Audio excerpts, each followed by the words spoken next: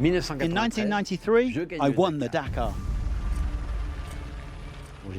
I was with Dominique Seriès, and I was still the new kid on the block. I didn't have the same experience as the guys I was up against. And there was an impressive field that year with 5 factory Citroëns and 5 factory Mitsubishis. You had to manage your way through this unique event, but you couldn't hang around because you were facing some top drivers. Among those top drivers with Oriol, Al-Attiyah and Vatanen, and the quality of the lineup was matched by the difficulty of the stages. I don't always remember the names of the stage towns because there were so many of them, but I'll never forget Beni Unif to El Golea.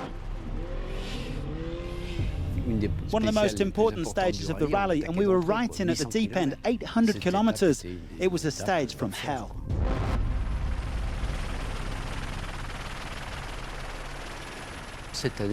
That year we only had 2 spare wheels in the car, so it was pretty ambitious to do 800k with 2 spares. Pretty quickly, after maybe 100 or 200k, we'd already had 2 punctures.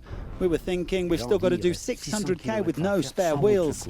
So we changed our strategy. We slowed down, we avoided the stones. It was hard to avoid them all, but at least the big ones. And we just prayed that we wouldn't puncture again and tried to get to El Golea.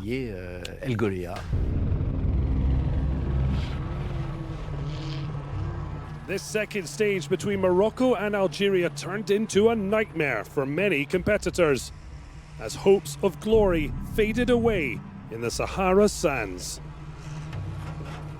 Incredibly, 1/3 of all vehicles in the rally got stuck and were forced to retire. We were up for the adventure, even if we knew how hard it was going to be. We tried to keep a steady pace and take extra care, not get stuck in the sand, not puncture, not damage the car. And we found the right balance because when we got to El Golea, they told us, "You're the first ones here."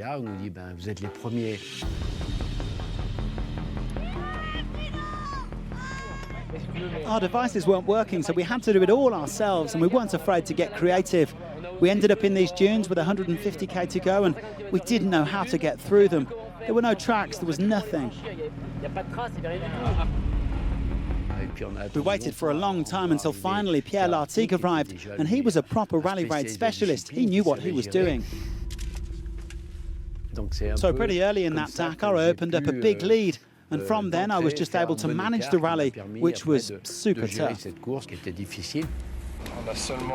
We've only got 15 cars at the finish.